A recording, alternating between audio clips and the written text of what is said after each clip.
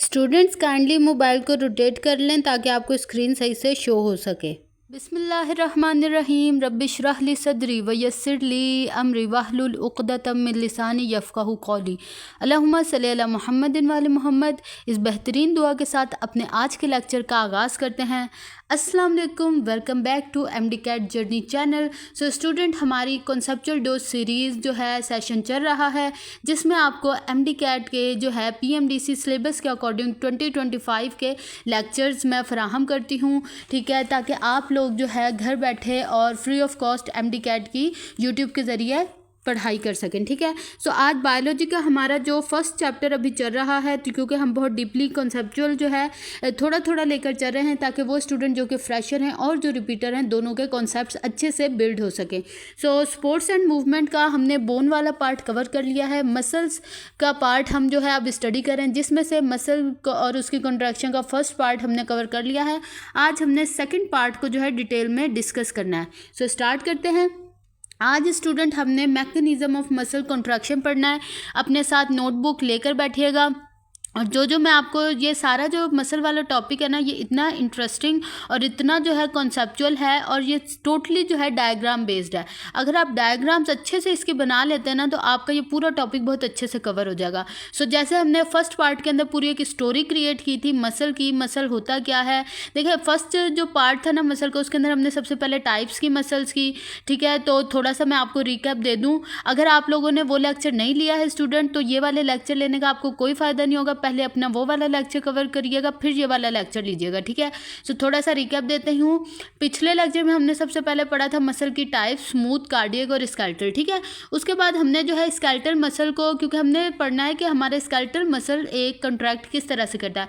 So previous lecture में हमने जो है स्केलेटल मसल का डिटेल डीपली स्ट्रक्चर देखा था, ठीक है। हमने देखा था मसल क्या होता है, फिर मसल के अंदर मसल बंडल होते हैं, उसके अंदर मसल फाइबर्स या फिर मसल सेल्स होते हैं, फिर उसके अंदर जो है मायोफाइब्रिल्स होते हैं, ठीक है। उसके अंदर फिर मायोफिलामेंट्स होते हैं, थिक और थिन फिलामेंट्स। फिर थिक फिलामेंट मायोसिन से मिलकर बना होता है, थिन फिलामेंट एक्टिन, ट्रोपोनिन और ट्रोपोमायोसिन प्रोटीन से मिलकर बना होता है। उसके बाद हमने स्लाइडिंग फिलामेंट मॉडल भी पढ़ा था कि किस तरह से अगर एक मसल कॉन्ट्रैक्ट करता है, तो किस तरह से जो बैंड्स होते हैं उनमें क्या चेंजेस आते हैं, जी लाइन क्लोजर आती हैं, ठीक है, आई बैंड छोटा हो जाता है, एज जोन डिसअपेयर। ये सब कुछ हम प्रीवियस लेक्चर में पढ़ चुके हैं, ठीक हो गया स्टूडेंट। एक पूरी हमने स्टोरी की तरह पढ़ा था। आज हमने जो स्टोरी पढ़नी है वो क्या, मैकेनिज्म ऑफ मसल कॉन्ट्रैक्शन। यानी आज हमने जो स्टोरी पढ़नी है उसके अंदर हम डिटेल में ये डिस्कस करेंगे कि आखिर मसल को ऐसा क्या रिस्पॉन्स मिलता है, ऐसा क्या सिग्नल मिलता है कि मसल जो है कॉन्ट्रैक्ट करता है।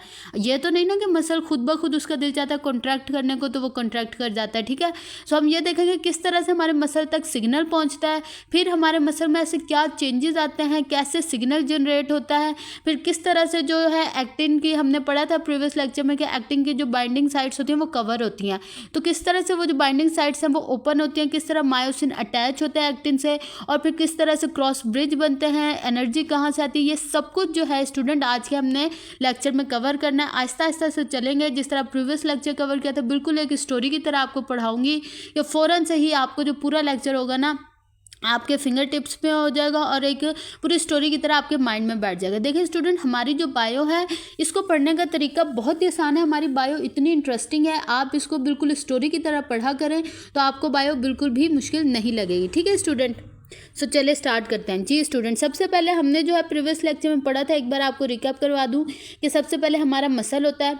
मसल के अंदर मसल बंडल्स या फिर मसल फेजिकल्स प्रेजेंट होते हैं।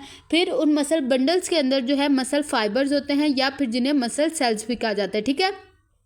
उसके अंदर फिर हमारे क्या होते हैं, मायोफाइब्रिल्स होते हैं, जिस पर हमारे जो है सार्कोमियर एक कॉन्ट्रैक्टाइल यूनिट प्रेजेंट होता है। डार्क बैंड लाइट बैंड का जो है अल्टरनेट स्ट्रक्चर्स मतलब कि वहाँ पर प्रेजेंट होता है। फिर उसके अंदर एक्टिन और मीन्स के थिक फिलामेंट और थिन फिलामेंट प्रेजेंट होते हैं जो कि आपस में कॉन्ट्रैक्ट करते हैं, ठीक है। एक सार्कोमियर कॉन्ट्रैक्ट करता है, उसकी वजह से हमारा पूरा जो है मायोफाइब्रिल कॉन्ट्रैक्ट करता है, जिसकी वजह से पूरा मसल सेल कॉन्ट्रैक्ट करता है। फिर पूरा muscle fibre muscle cell contract करता है, उससे पूरा मसल बंडल कॉन्ट्रैक्ट करता है, और फिर इसी तरह हमारा पूरा मसल कॉन्ट्रैक्ट कर रहा होता है। अब देखिए स्टूडेंट, अब अगर हमारे मसल ने कॉन्ट्रैक्ट करना है तो उसे सिग्नल कहाँ से जाएगा, ठीक है। ऐसा तो नहीं ना, हाँ जी मसल का दिल क्या कॉन्ट्रैक्ट करने को तो वो कॉन्ट्रैक्ट कर लेगा, नो ऐसा नहीं होता। मैंने आपको बताया था जो हमारे स्केलेटल मसल्स होते हैं वो क्या होते हैं, न्यूरोजेनिक होते हैं। मींस के उन्हें हमारे न्यूरॉन से सिग्नल जाता है तो फिर वो कॉन्ट्रैक्ट या फिर रिलैक्स करता है। हाँ, हमने पढ़ा था कि जो हमारे हार्ट के कार्डियक मसल्स होते हैं वो मायोजेनिक इन नेचर होते हैं। मींस के वो एक्सेप्शन होती है कि वो उनके अंदर खुद से जो है एक्साइट होने का जो है उनके अंदर एबिलिटी होती है, वो खुद ब खुद जो है सिग्नल जनरेट कर देते हैं। लेकिन यहाँ पर हम स्केलेटल मसल्स की पढ़ रहे हैं कॉन्ट्रैक्शन। सो देखें स्टूडेंट, यहाँ पर आपको एक स्ट्रक्चर नज़र आ रहा है, ये हमारा न्यूरॉन है। अब हमने स्टूडेंट पढ़ा हुआ है, वरना मैं आपको आप एफएससी में पढ़ आए होंगे, लेकिन नेक्स्ट चैप्टर जो है उसके अंदर हमने न्यूरॉन्स को ही अच्छे से कवर करना है। तो हमने पढ़ा हुआ है कि वो न्यूरॉन जो कि सिग्नल को मतलब कि जो कि सिग्नल को लेता है और हमारे बॉडी तक या फिर हमारे जो मसल्स और ग्लैंड्स जो एफेक्टर्स होते हैं उन तक जो सिग्नल लेकर जाता है वो जो न्यूरॉन क्या कहलाता है, मोटर न्यूरॉन। सो ये स्टूडेंट क्या है, ये एक मोटर न्यूरॉन है। ठीक है, अब यहाँ पर पूरा ये आपको जो है ना डिफरेंट सेल्स नज़र आ रहे हैं। ये सारे सेल्स कौन से हैं, इनको क्या कहा जाता है, मायो फाइबर या फिर मसल फाइबर भी कह सकते हैं या फिर मसल सेल भी कह सकते हैं। सो ये पूरे जो है मसल सेल्स हैं। मसल बंडल में से हमने कुछ सेल्स लेनी है। अब इसके ऊपर देखें, न्यूरॉन के ये जो एंडिंग्स होती हैं इनको क्या कहा जाता है, साइनेप्टिक नोब्स भी कहा जाता है या फिर नर्व एंडिंग्स भी कह सकते हैं। सो देखें, ये जो नर्व एंडिंग्स हैं ये मसल फाइबर्स पर अटैच्ड हैं। ठीक है, और ये पूरा हमारा मसल का स्ट्रक्चर है।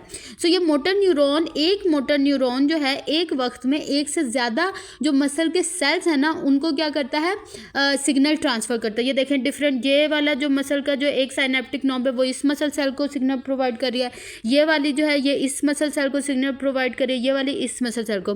तो एक मोटर न्यूरॉन और उसके साथ जितने भी मसल सेल्स जिनको वो क्या प्रोवाइड कर रहे होते हैं, सिग्नल, ये सारा मिलकर क्या कहलाता है स्टूडेंट, ये देखें यहाँ से न्यूरॉन से लेकर ये पूरा मसल का सिग्नल जिनको ये सिग्नल प्रोवाइड कर रहे हैं ये सारा मिलकर स्टूडेंट बना देता है एक मोटर यूनिट। ठीक है, सबसे पहले ये एक इम्पॉर्टेंट टर्मिनोलॉजी है, ये आपको पता होनी चाहिए कि मोटर यूनिट क्या होता है। मोटर न्यूरॉन और वो जिन जिन मसल सेल्स को सिग्नल पहुंचा रहा होता है वो सारा एक ग्रुप मिलकर क्या कहलाता है, मोटर यूनिट। सबसे पहले एक डेफिनेशन देख लेते हैं। A motor unit is a motor neuron along with all the muscle fibres it stimulates, जिन्हें वो स्टिमुलेट्स करता है वो क्या कहलाता है, मोटर यूनिट। अब देखिए स्टूडेंट, हमने एक पढ़ा है ऑल और नन रिस्पॉन्स। मीन्स के एक जो मोटर न्यूरॉन है वो तमाम मसल सेल्स को, एक मसल है ना जो एक मसल, उसके जितने भी मसल सेल्स हैं उन सबको सिग्नल प्रोवाइड करेगा कि वो इकट्ठा कॉन्ट्रैक्ट करे। ऐसा नहीं होगा कि एक मसल सेल कॉन्ट्रैक्ट कर रहा है तो एक मसल सेल रिलैक्स कर रहा है। नो, ऐसा नहीं होता। तमाम के तमाम मसल सेल्स कॉन्ट्रैक्ट करते हैं जब भी तो हमारा पूरा मसल कॉन्ट्रैक्ट करेगा। अगर ऐसा हो रहा होगा कि एक मसल कॉन्ट्रैक्ट कर रहा है एक रिलैक्स, तो हमारा मसल कॉन्ट्रैक्ट नहीं कर सकेगा। तमाम मसल सेल्स कॉन्ट्रैक्ट करेंगे तो ही हमारा पूरा मसल कॉन्ट्रैक्ट करेगा। इसी को कहलाता है ऑल और नन रिस्पॉन्स। ठीक है, मतलब के तमाम जो मसल फाइबर्स हैं वो तमाम के तमाम जब कॉन्ट्रैक्ट करते हैं तो जब भी हमारा पूरा मसल जो है वो क्या करता है, कॉन्ट्रैक्ट करता है। ऑल मसल सेल्स कॉन्ट्रैक्ट, तो इस रिस्पॉन्स को क्या कहा जाता है, ऑल और नन रिस्पॉन्स। तो ये दो इंपॉर्टेंट टर्मिनोलॉजीज हैं, इनका आपको पता होना लाजमी था। अब यहाँ तक आपको समझ आ गई। अब देखते हैं आगे कि किस तरह से सिग्नल जाता है हमारे न्यूरॉन के पास और अंदर क्या हमारे मसल के पास और अंदर क्या खिचड़ी पकती है। ठीक है, इससे पहले स्टूडेंट मैंने आपको प्रीवियस लेक्चर में बताया था कि हमारा जो मसल सेल होता है, ठीक है, उसकी जो सार्कोलेमा होती है, सार्कोलेमा क्या होती है, प्लाज्मोलेमा, जो प्लाज्मा मेम्ब्रेन होती है मसल की उसका नाम होता है सार्कोलेमा। तो वो अंदर की तरफ जो है क्या कर लेती है, होलो ट्यूब्स बना लेती है, जिन्हें क्या कहा जाता है, टी ट्यूब्यूल्स। ठीक है, टी ट्यूब्यूल्स का मतलब क्या होता है, ट्रांसवर्स ट्यूब्यूल्स। ये क्या होती हैं student, sarcolemma invaginates and make tubules called T tubules, जिन्हें टी ट्यूब्यूल्स कहा जाता है। अब ये जो टी ट्यूब्यूल्स होती हैं ये कहाँ पर प्रेजेंट होती हैं, ये टी ट्यूब्यूल्स जहाँ पर जी लाइंस प्रेजेंट होती हैं वहाँ पर प्रेजेंट होती हैं, इन्वेजिनेट की होती हैं। ठीक है, हमारे सेल के अंदर, और जहाँ पर हमारा ए और आई बैंड जहाँ पर जंक्शन होती है, उनकी जंक्शन किसे कहते हैं, जहाँ पर कोई दो चीज़ें आपस में कनेक्ट हो रही हो। तो जहाँ पर ए आई यानी ए बैंड डार्क और लाइट बैंड जहाँ पर मिल रहे होते हैं वहाँ पर टी ट्यूब्यूल्स इन्वेजिनेट कर रही होती है, और जहाँ पर जी लाइन्स होती हैं वहाँ पर टी ट्यूब्यूल्स इन्वेजिनेट कर रही होती हैं। ठीक है, ये इंपॉर्टेंट पॉइंट्स हैं, ये इन्फॉर्मेशन है, ये एज अ एमसीक्यूज आपसे पूछा जा सकता है। नेक्स्ट है टी सिस्टम क्या होता है। All T tubules collectively called T system, मतलब एक मसल सेल में जितनी भी टी ट्यूब्यूल्स होंगी, ट्रांसवर्स ट्यूब्यूल्स, उन सबको कलेक्टिवली टी सिस्टम कह देते हैं। अब इसके बाद एक और इंपॉर्टेंट टर्मिनोलॉजी है ट्राइएड्स। अब ट्राइएड्स क्या होता है, स्टूडेंट ये देखें, मैंने आपको बताया था, ठीक है, कि हमारा जो मसल सेल होता है उसके अंदर क्या होती हैं, टी ट्यूब्यूल्स प्रेजेंट होती हैं, ठीक है। और टी ट्यूब्यूल्स के साथ ही मैंने आपको बताया था कि सेल के अंदर जो है पेरिफेरल लेयर में ही क्या प्रेजेंट होता है, सार्कोप्लाज्मिक रेटिकुलम, ठीक है। अब ये सार्कोप्लाज्मिक रेटिकुलम नेचर में क्या होता है, स्मूथ एंडोप्लाज्मिक रेटिकुलम होता है। मीन्स के ये जो सार्कोप्लाज्मिक रेटिकुलम है इसके अंदर राइबोसोम्स एब्सेंट होंगे क्योंकि ये स्मूथ एंडोप्लाज्मिक रेटिकुलम है। और ये किस आयन के लिए जो है रिच होता है, इसके अंदर कैल्शियम आयंस भरे हुए होते हैं, ठीक है, जिनका बहुत इंपॉर्टेंट रोल है। सो अब देखें स्टूडेंट, यहाँ से लेकर ये देखें, एक जो टी ट्यूब्यूल है और उसके इर्द गिर्द जो दोनों सार्कोप्लाज्मिक रेटिकुलम है उनका जो टर्मिनल पोर्शन है, टर्मिनल पोर्शन होता है, जो साइड वाला जो पोर्शन होता है वो टर्मिनल कहलाता है। सो दोनों टर्मिनल पोर्शन सार्कोप्लाज्मिक रेटिकुलम के और एक टी ट्यूब्यूल ये मिलकर क्या बनाते हैं, ट्राइएड्स। देखें ट्राइएड्स, ट्राई का मतलब 3। सो इसका आधा पार्ट एक सार्कोप्लाज्मिक रेटिकुलम का, एक दूसरे सार्कोप्लाज्मिक रेटिकुलम का टर्मिनल सिस्टर्नी मतलब के टर्मिनल पोर्शन, और एक टी ट्यूब्यूल, ये मिलकर क्या बनाते हैं, ट्राइएड्स। सो ये भी आपके लिए एक इंपॉर्टेंट इन्फॉर्मेशन है। ये देखें यहाँ पर आपको नजर आ रहा होगा, ये सार्कोलेमा है, ठीक है, ये सार्कोलेमा है। इसके अंदर देखें ये क्या प्रेजेंट है, मायोफाइब्रिल्स प्रेजेंट है, और उसको जो है हर तरफ से न्यूक्लियस ने घेरा हुआ है और सार्कोप्लाज्मिक रेटिकुलम ने घेरा हुआ है। और यही देखें ये जो सी टी ट्यूब्यूल्स अंदर की तरफ जो हमारी सार्कोलेमा वो अंदर की तरफ इन्वेजिनेट करी जा रही है और क्या बना रही है, टी ट्यूब्यूल्स। ये देखें यहाँ पर आपको नजर आ रही है ना, ये पिंक टी ट्यूब्यूल है और इसके साथ ये सार्कोप्लाज्मिक रेटिकुलम फैला हुआ है। और ये देखें एक टी ट्यूब्यूल और दो जो टर्मिनल पोर्शन है सार्कोप्लाज्मिक सिस्टर्नी का, वो मिलकर क्या बना देता है, एक ट्राइएड्स, ठीक है। सो ये इंपॉर्टेंट पॉइंट्स थे। अब हम चलेंगे पूरा स्ट्रक्चर समझेंगे, मैकेनिज्म के क्या हो रहा होता है, किस तरह से एक मसल कॉन्ट्रैक्ट करता है। इसके लिए एक अच्छी सी डायग्राम बनाएंगे, आपने भी साथ साथ ऐसे ही डायग्राम बनाते जाना है। ये देखें स्टूडेंट, सबसे पहले ये हमारा एक न्यूरॉन की साइनेप्टिक नॉब आ गई, मतलब एक जो उसका एक्सोन टर्मिनल है वो आ गया, ठीक है। इसके बाद अब मैं सेल जो है एक बहुत बड़ा सा बनाऊंगी क्योंकि मैंने इसके अंदर और भी काफ़ी ज़्यादा स्ट्रक्चर आपको जो है ना समझाना है। ये देखें यहाँ से ये हमारी टी ट्यूब्यूल जा रही है और बाकी ये हमारा पूरा सेल है। अब सेल के अंदर जो स्ट्रक्चर मैंने पिछले लेक्चर में आपको कंप्लीटली समझा दिए थे कि न्यूक्लियस भी यहाँ पर प्रेजेंट होगा, यहाँ पर मायोग्लोबिन, ग्लाइकोजन, सार्कोप्लाज्मिक रेटिकुलम सब कुछ प्रेजेंट है। सिर्फ मैं आपको वो स्ट्रक्चर दिखाऊंगी जो कि अभी आपके लिए ज़्यादा इंपॉर्टेंट स्ट्रक्चर्स हैं, ठीक है स्टूडेंट। सो ये देखें यहाँ पर अब हमने पढ़ा टी ट्यूब्यूल के साथ यहाँ पर क्या प्रेजेंट होगा, सार्कोप्लाज्मिक रेटिकुलम, ठीक है, यहाँ पर भी होगा, इसी तरह यहाँ पर भी प्रेजेंट होगा। उसके बाद हमारा यहाँ पर क्या प्रेजेंट होती है, एक मायोफाइब्रिल प्रेजेंट होता है, ठीक हो गया स्टूडेंट। अब मायोफाइब्रिल के अंदर स्टूडेंट हमने पढ़ा है क्या होता है, मायोफिलामेंट प्रेजेंट होता है। मैं आपको सिर्फ एक बनाकर दिखाऊंगी क्योंकि मैंने इससे आपको स्ट्रक्चर जो है थोड़ा बहुत समझाना है। सो ये देखें ये एक यहाँ पर क्या प्रेजेंट होंगे, सार्कोमियर प्रेजेंट होंगे, उनके अंदर फिर आगे से ये हमारे पास थिन और थिक फिलामेंट्स प्रेजेंट होंगे, ठीक है। ये मैं आपको सिर्फ थोड़ा सा बनाकर दिखाऊंगी क्योंकि मैंने यहाँ से स्ट्रक्चर आपको समझाना है। ये देखें ये एक्टिन प्रोटीन, ये उसके ऊपर ट्रोपोमायोसिन प्रोटीन की लेयर है जिन्होंने एक्टिव साइड्स को क्या किया हुआ है, कवर किया हुआ है। इसके ऊपर यहाँ पर ये देखें ये हमारे पास जो है ट्रोपोनिन प्रोटीन प्रेजेंट है, ठीक है। यहाँ पर इसी तरह हम स्ट्रक्चर बना लेते हैं एक थिक फिलामेंट का, ठीक है।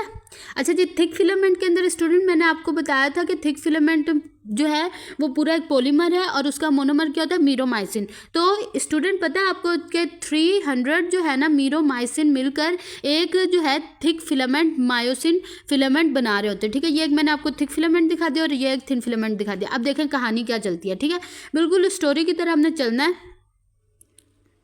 ये देखें, अब देखें स्टूडेंट यहाँ पर ये कुछ स्ट्रक्चर हैं, ये क्या होता है ये मैं आपको भी बताती हूँ जी। ये देखें ये हमारा एक न्यूरॉन है, ठीक है। ये कौन सा न्यूरॉन है, मोटर न्यूरॉन, ठीक है। ये आपने साथ साथ जो है हाईलाइट करते जाना है। अब यहाँ से देखें एक्शन पोटेंशियल आता है, ठीक है। अब किस तरह से नर्व इम्पल्स जनरेट होती है, ठीक है, वो हम नेक्स्ट चैप्टर में डिटेल में डिस्कस करेंगे। बस अभी तक आपने ये समझना है यहाँ से हमारा जो सिग्नल आ रहा है, ठीक है। अब ये सिग्नल यहाँ पर जो न्यूरो ट्रांसमीटर्स के जरिए, ठीक है। अब क्या होता है यहाँ पर स्टूडेंट, न्यूरो ट्रांसमीटर्स का आपको पता होगा केमिकल सिग्नल होते हैं जो कि रिलीज होते हैं कहाँ से, न्यूरॉन से साइनैप्स में। अब देखें यहाँ पर इसको हम साइनैप्स क्या होता है, साइनैप्स अगर दो न्यूरॉन्स के दरमियान का जो डिस्टेंस होगा ना, जो खाली स्पेस होगी, ठीक है, वो कहलाती है साइनैप्स। और यहाँ पर देखें जो अगर एक न्यूरॉन और एक मसल सेल या फिर टी ट्यूब्यूल के दरमियान की जो खाली जगह होती है ना, ये देखें न्यूरॉन और मसल के दरमियान की स्पेस है, तो ये क्या कहलाएगी, न्यूरोमस्कुलर जंक्शन, ठीक है स्टूडेंट। ये इंपॉर्टेंट एक टर्मिनोलॉजी है, इसका भी आपको पता होना लाजमी है, न्यूरोमस्कुलर जंक्शन। जंक्शन क्या होता है? वो जगह जहाँ पर कोई भी दो चीज़ें आपस में कनेक्ट हो रही हैं, क्योंकि ये न्यूरॉन और मसल कंट्रैक्ट हो रहे हैं तो ये क्या कहलाएगा?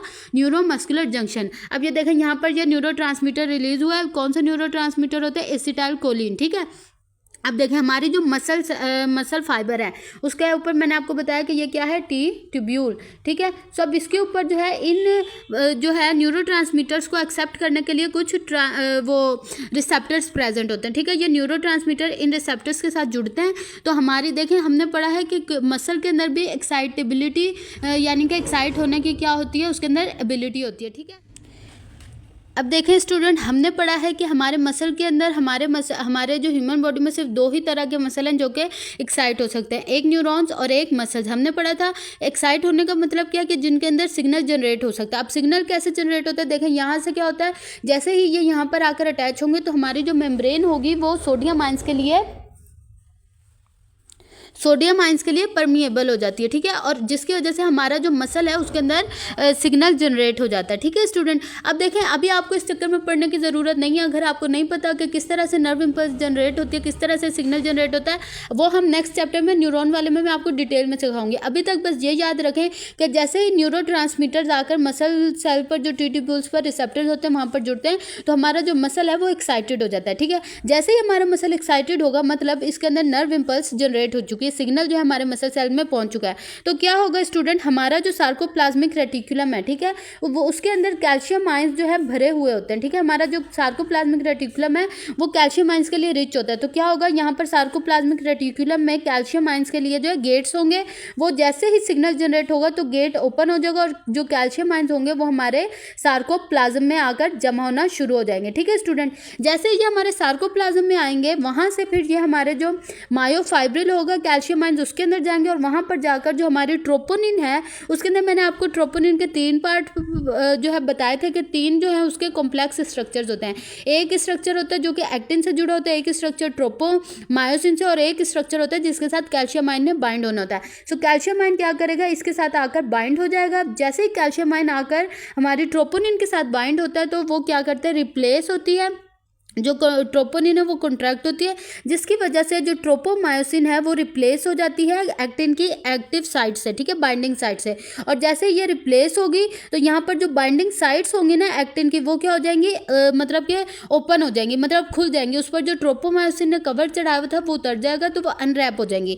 जैसे ही जो हमारी एक्टिव बाइंडिंग साइट्स जो है वो अनकवर होंगी तो ये जो हमारा मायोसिन फिलामेंट के ये जो ब्रिज वाले जो हेड होगा वो इसके साथ क्या हो जाएगा, अटैच हो जाएगा। अब किस तरह से अटैच होगा, इसको जो है एटीपी चाहिए होगी जिसके जरिए ये अटैच होगा और क्रॉस ब्रिज बनेंगे। ठीक है स्टूडेंट, सो ये हमारा जो है एक पूरा मैकेनिज्म होता है जो कि चल रहा होता है। अब हम देखते हैं कि जो आगे जो क्रॉस ब्रिज होते हैं वो किस तरह से बन रहे होते हैं। सो देखें स्टूडेंट, अब यहाँ पर मैं आपको जो है बनाकर दिखाती हूँ। ये देखें, अभी बस मैं आपको जो है आप सिर्फ और सिर्फ एक्टिन जो फिलामेंट है ना वही बनाकर दिखा रही हूँ। ट्रोपोमायोसिन जो है वो रिप्लेस हो चुकी है। ठीक है, अब यहाँ पर क्या हुआ है, जो बाइंडिंग साइट्स हैं हमारे एक्टिन मॉलिक्यूल की वो क्या हो गई हैं, अनकवर हो चुकी हैं। ठीक है, और यहाँ पर देखें हमारा ये एक ही मैं आपको बस बनाकर दिखा रही हूँ ये। ठीक है, स्ट्रक्चर जो कि हमारा मायोसिन फिलामेंट, वैसे तो ये बहुत सारे इस पे हेड्स प्रेजेंट होंगे लेकिन मैं आपको एक दिखा रही हूँ।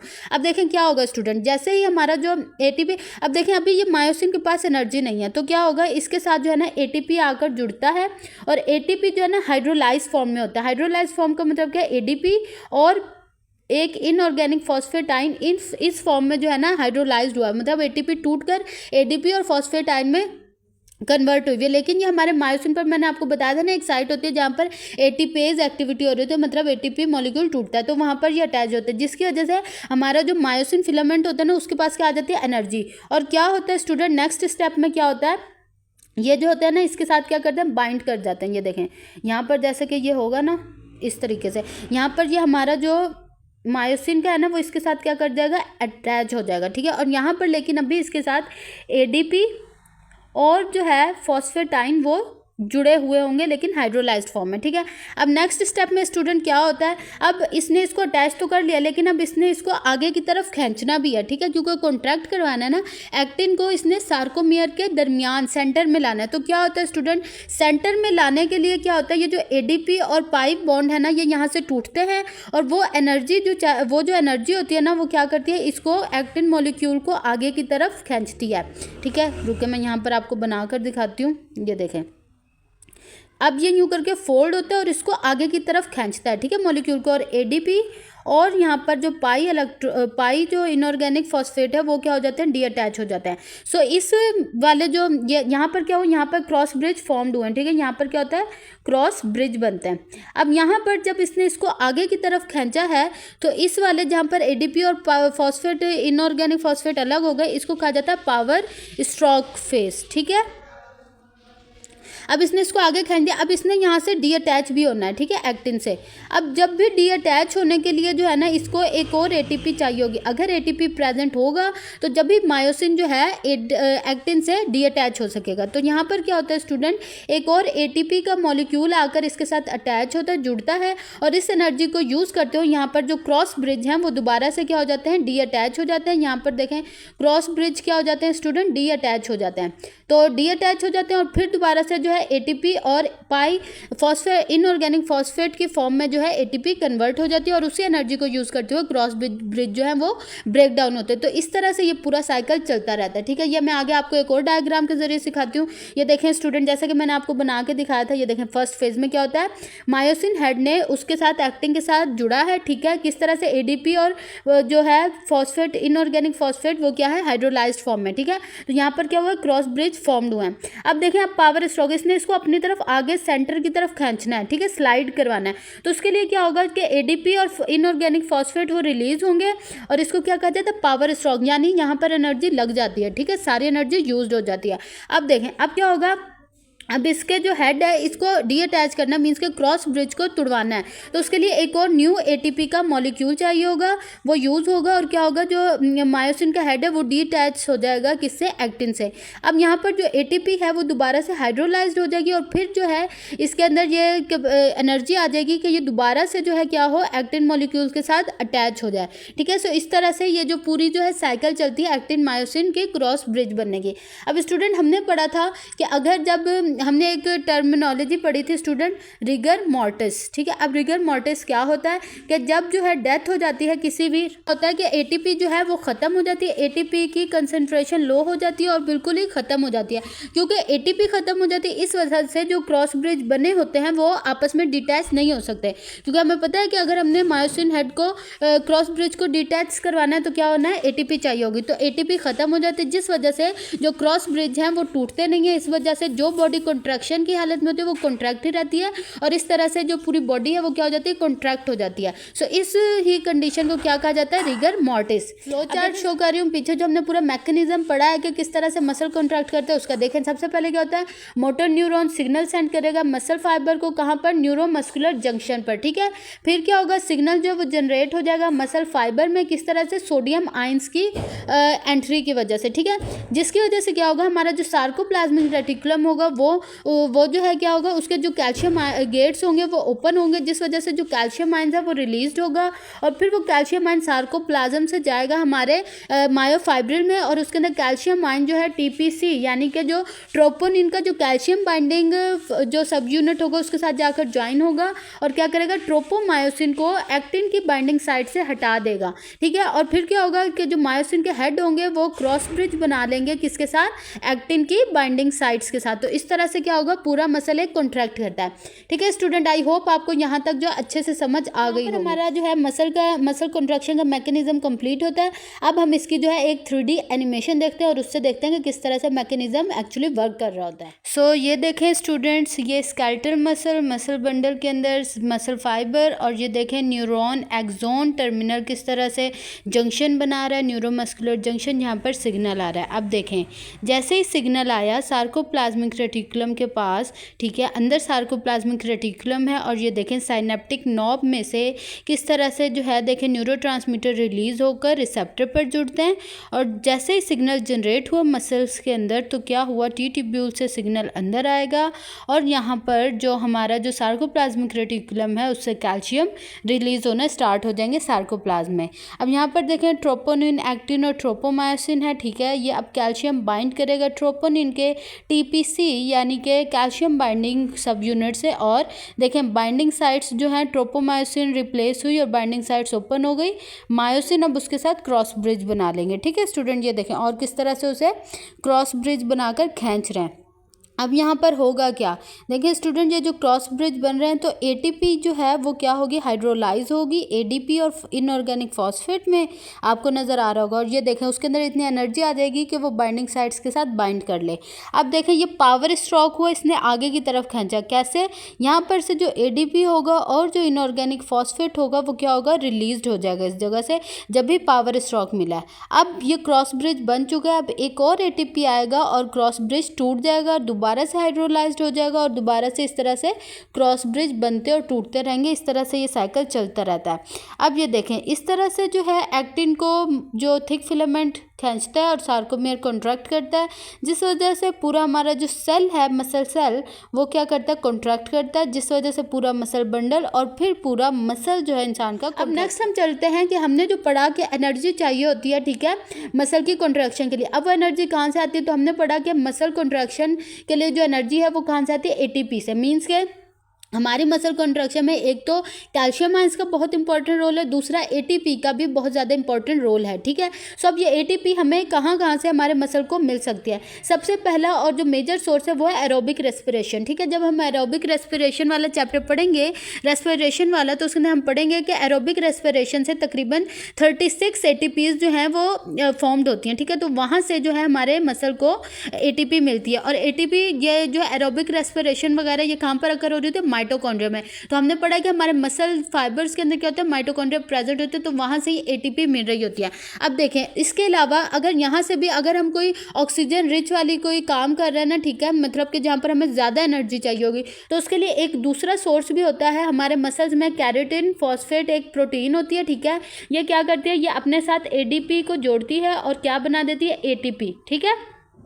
सो ये भी एक सोर्स है, सेकंड सोर्स है हमारे मसल की कंट्रैक्शन के लिए एटीपी प्रोवाइड करने के लिए। अब काफ़ी दफ़ा ऐसा होता है जैसे कि अगर हम कोई एक्सरसाइज कर रहे हों, ठीक है, या फिर जब एनर्जी जो है ऑक्सीजन जो है कम हो जाए, तो जब जो है एनारोबिक रेस्पिरेशन के जरिए एटीपी प्रोवाइड की जाती है। और वो कौन सी एनारोबिक रेस्पिरेशन कौन सी होती है, लैक्टिक एसिड फर्मेंटेशन, ठीक है। अब इसके अंदर स्टूडेंट क्या होता है, यहाँ से हमें जो है एटीपी तो मिलती है, जैसे हम पढ़ेंगे कि 2 एटीपीज जो है जनरेट होती हैं, ठीक है, लैक्टिक एसिड फर्मेंटेशन के जरिए, लेकिन उसके साथ साथ जो है लैक्टिक एसिड भी बनता है और ये लैक्टिक एसिड हमारे मसल्स में जो है स्टोर हो जाता है, जिसकी वजह से क्या होता है, मसल फटीग हो जाती है, क्योंकि ये लैक्टिक एसिड क्या करता है, पीएच ड्रॉप कर देता है हमारे जो है ब्लड की, जिस वजह से क्या होता है, मसल फटीग हो जाती है और हमारा मसल जो कॉन्ट्रैक्ट रहता है। जैसा कि हमने जब मसल की डिजीज़ पढ़ी थी, ठीक है, डिसऑर्डर्स, के अंदर हमने जो मसल फटीग पढ़ी थी, ठीक है। अब जब दोबारा जब नॉर्मल कंडीशन आती है, जब हम मतलब रेस्ट की हालत में होते हैं, तो क्या होता है कि ये लैक्टिक एसिड में से 1/5 जो होता है ना पार्ट लैक्टिक एसिड का,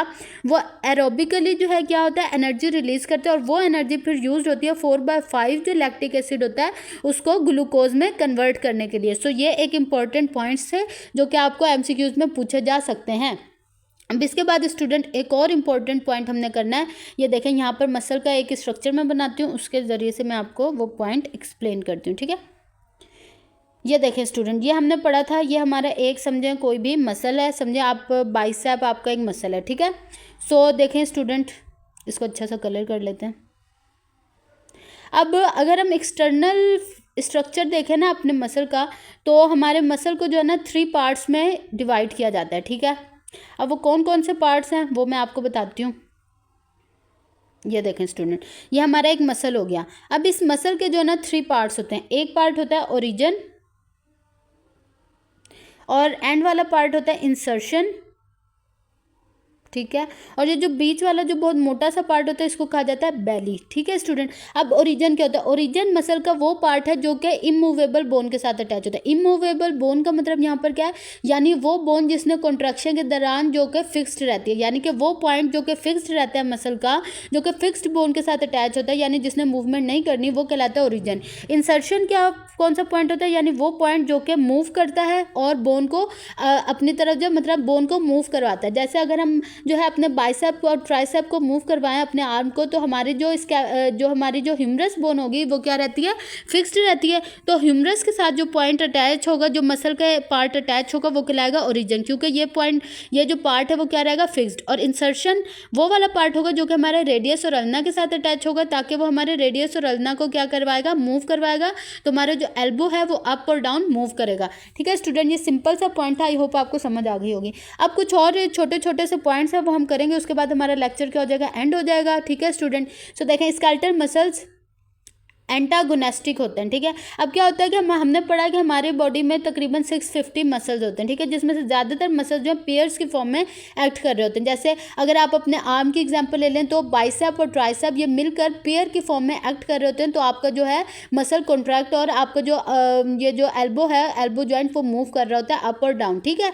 सो अब देखें, जॉइंट्स जो होते हैं वो मसल्स के जो जॉइंट्स पर जो मसल्स प्रेजेंट होते हैं वो एंटागोनिस्टिक होते हैं, मतलब कि ऑपोजिट वर्क करते हैं। फॉर एग्जाम्पल, अगर आपका जो बाइसेप है वो कॉन्ट्रैक्ट कर रहा है तो उस टाइम पर आपका जो ट्राइसेप होगा वो रिलैक्स कर रहा होगा, ठीक है। ऑपोजिट वर्क करते हैं, इसी को क्या कहा जाता है? एंटागोनेस्टिक। अब इसके एग्जांपल देखते हैं। एग्जांपल से पहले हम दो टर्मिनोलॉजीज पढ़ते हैं, फ्लेक्सर और एक्सटेंसर।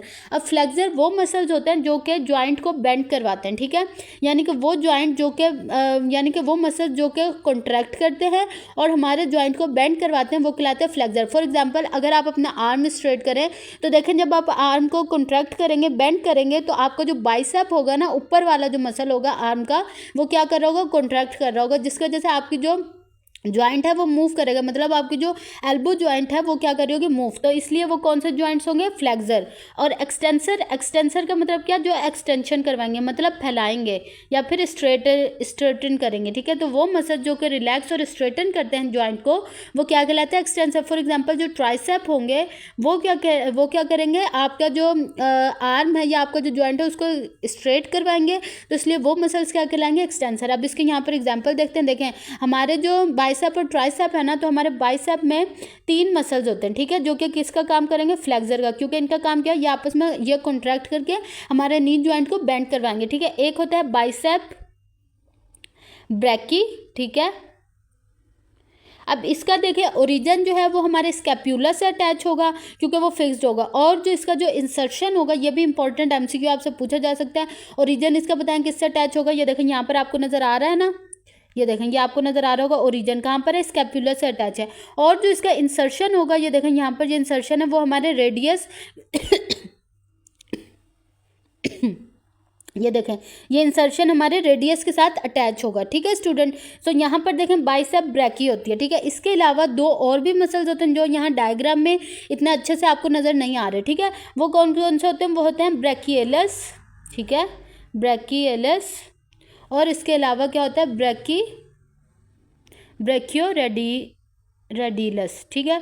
सो ये जो है 2 और मसल्स होते हैं। ये जो ब्रैकियो रेडिलस होता है, ये इंसर्शन, इसका जो इंसर्शन पॉइंट होता है वो रेडियस के साथ होता है, ठीक है, और जो ओरिजिन होता है वो स्कैपुला के साथ होता है। और जो ब्रैकियलस है, ठीक है, इसका इंसर्शन पॉइंट अल्ना के साथ होता है, ठीक है, और जो ओरिजिन पॉइंट होता है वो स्कैपुला के साथ होता है। अब देखें, और जो ट्राइसेप होता है वो एक ही मसल होता है, ठीक है, जो कि क्या होता है? एक्सटेंसर है, और बाइसेप क्या? फ्लेक्सर। अब देखें, जब हमारा बाइसेप कॉन्ट्रैक्ट कर रहा है तो क्या हो रहा है? हमारा जो आर्म है वो ऊपर की तरफ क्या कर रहा है? मूव कर रहा है, ठीक है।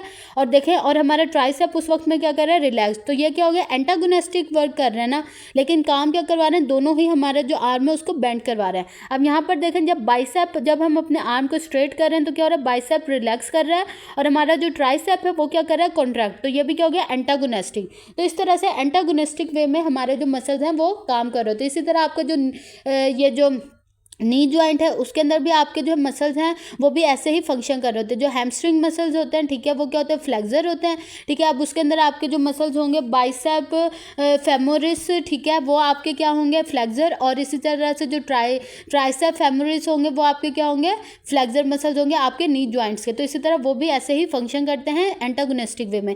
सो स्टूडेंट, आई होप आपके आज के लेक्चर से सब कुछ एक्सप्लेन हो गया होगा और आपको अच्छे से बिल्कुल समझ आई होगी। सो अगर आपको लेक्चर्स अच्छे लग रहे हो एमडी कैट के, तो इल्म की रोशनी को बढ़ाने में मेरा साथ दें और ज़्यादा से ज़्यादा स्टूडेंट्स के साथ शेयर किया करें। और अगर आपको लेक्चर पसंद आता है तो आप जो है मुझे कमेंट करके बताया करें, ताकि मुझे मोटिवेशन मिले कि आपको आज का लेक्चर कैसा लगा, और लाइक भी कर दिया करें।